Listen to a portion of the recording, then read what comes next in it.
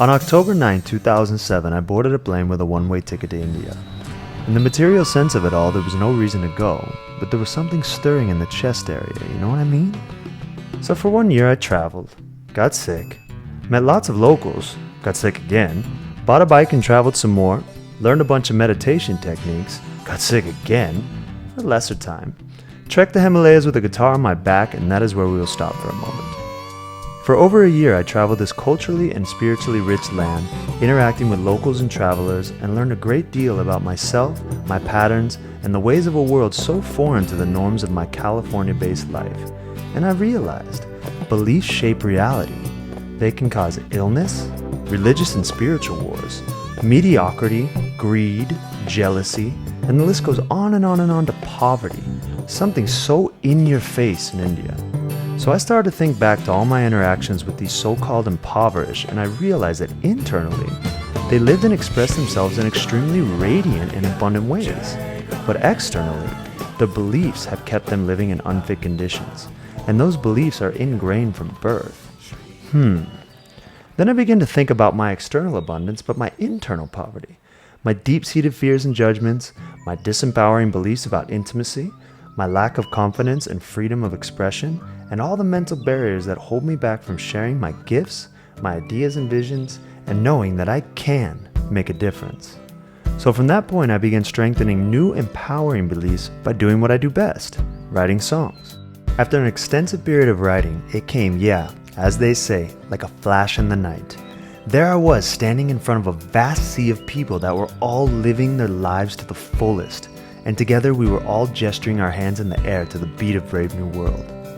From that full moon night on December 12, 2008, a plan was set into action, and the best thing for those disempowering beliefs stuck in my head to do was get out of the way.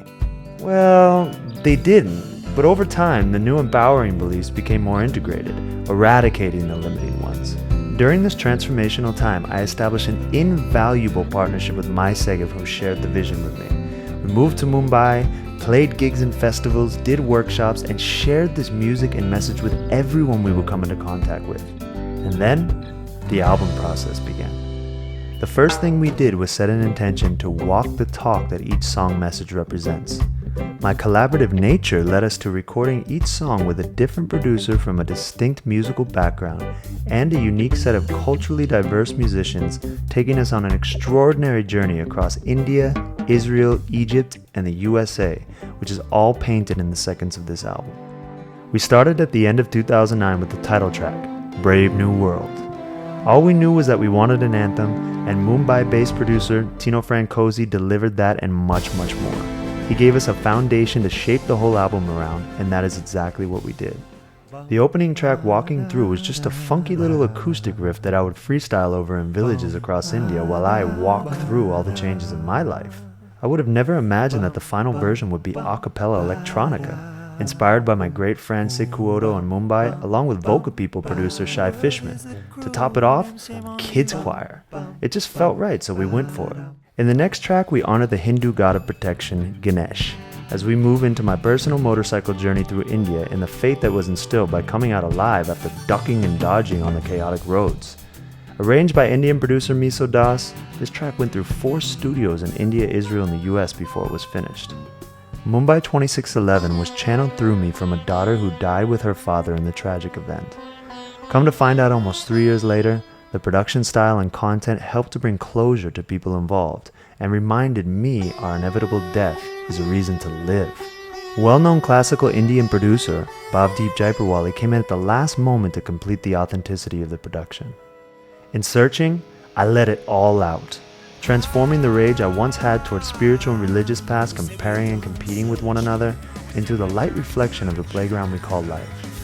In the recording process with Israeli rock icons Raz Klinghoffer and Avi Shabbat, it went from our least favorite to our favorite track.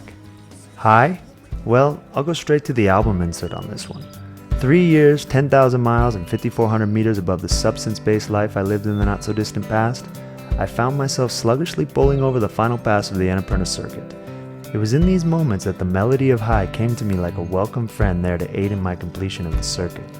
The lyrics are a reminder of all the blissful experiences of deep meditation that lifted me to great heights since I had given up drugs and alcohol on my 30th birthday. This track, our first single, which we owe immense gratitude to Uri Reshef, was produced by 21-year-old Israeli producer Joseph Ishain while hosting the soulful backing vocals of the African Hebrew Israelite nation of Jerusalem. This completes the first half of the journey and segues into 3 tracks that I had the pleasure of producing with the assistance of a few dear friends. Wonderful Invention was co-produced by Kobi Farhi and Amir Gilboa. It brought me into using day-to-day household items as musical instruments while reflecting on the power of my words to create reality. Earth Speaks Up, featuring the powerful vocals of Eliza Haba, might be the most important universal message right now as we all see Mother Earth speaking very loud in her actions. Blue Water Rise shuffled through 3 producers before coming back to its original simplicity and to the conception point of Egypt where sea meets the desert. This track focuses on the power of our hearts to move mountains, or rivers, and was inspired by the frequency of 528 and the grandmother drum. Each track complementing one after another brings us to the conclusion, 2 back-to-back orchestral productions. Soldier Soul Service Disguise is the opening of a soldier's eyes to the lies of our time through the cinematic production style of Prem Shai Hermon, which leads us into the transformative conversations awakening between us directly into the title track, Brave New World.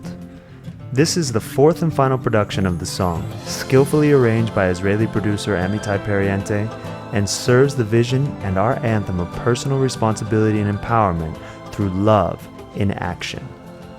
The vision became an album, the album became the stories, and the stories changed our lives forever. This has been our gift, and now we offer it to you on a pay-as-you-wish basis. Because to us, the places we've reached over the course of the 3-year production are priceless.